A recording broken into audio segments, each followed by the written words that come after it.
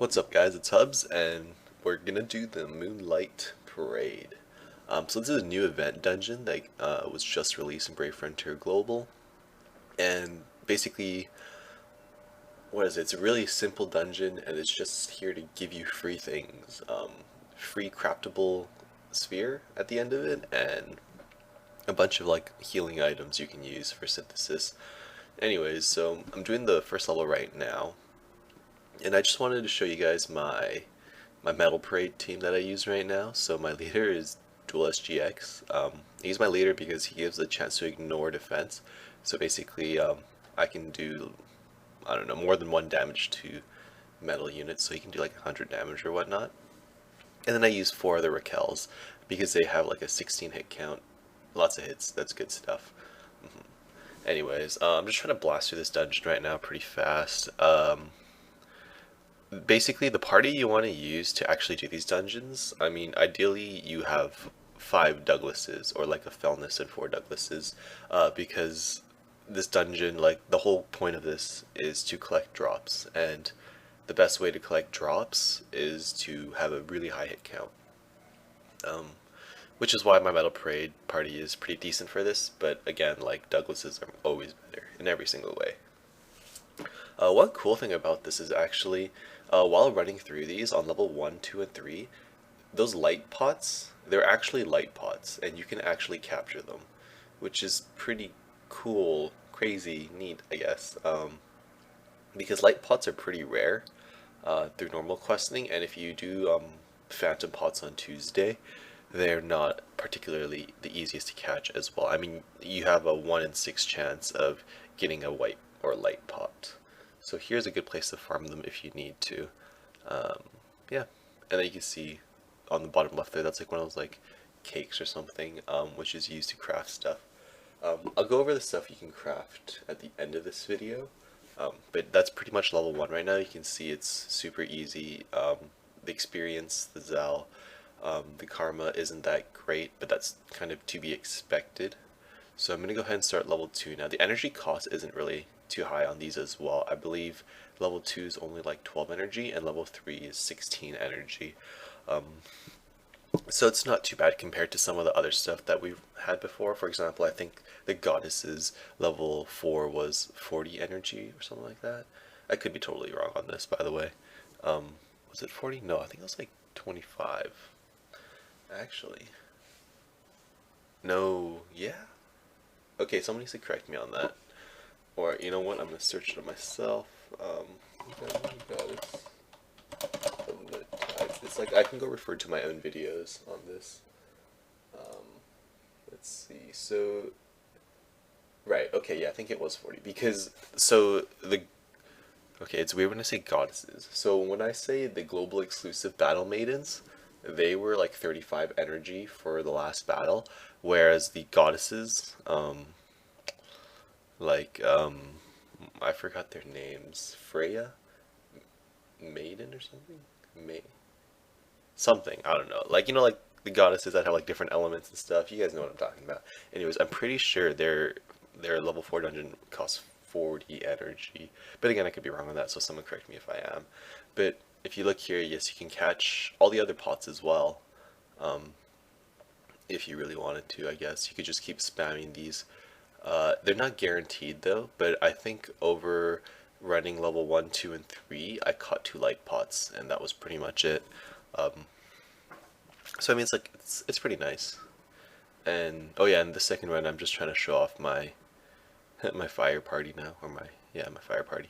Because I got Titan Wing Blaze, so he's at 5-star BB10. And I'm using him as my leader because he's, I guess, one of the best fire leaders right now because he gives the regular 50% boost to fire units for attack, and then he also gives like 5% crit. So I guess that's pretty much better than all the other fire units. I don't know, like Asha gives 50% boost to attack, and then she gives like BB fill rate or something like that. Oh, never mind, she doesn't even give attack. She just gives like BB fill rate per turn, and then Lava gives like 50% attack and tiny BB fill rate. Anyways, it's not really a good party to use for level 2, but I mean, it's just showing you guys what I have now. So anyways, that's level 2, and then I'm gonna go ahead and just like spam through level 3 as fast as I can. 16 energy for 7 battles. Yeah, I got no friends that can give me honor points right now. So I'm gonna use a Douglas party this time. So I'm using Felness as my leader. I'm using 3 Douglases, and I have a Melchio. And this is like the party I usually use for running through Fletchings of Anticipation, which is like the best map to get Zell right now. It's better than Weekend Vortex. It's 16 energy for like 10 battles, and you average like 50k Zell per run. I mean, to a maximum, I've gotten as low as 40k to to the highest of 70k. So like this is a party I always use. I might swap out Felness for the Centaur lead or Dual Max or even Libra. But regardless, I mean my Felness doesn't die even though it's a Thunder stage. So yeah, if you can see here, I just charged up everyone's Brave Burst gauges, and only using a couple you can see how many more items have dropped on the map. And the next stage will be even more apparent just because everyone has full Brave Burst gauges now. And also the good part about this is I just hit the auto battle button because everyone will always have a max Brave Burst gauge at the beginning of every turn. So tons of sparks, tons of drops, yum. And if you want to further increase the drops you get, there are items like Thief Glove, Thief Bracer that increase the drop rate of items. I'd recommend never selling those just because they're so good.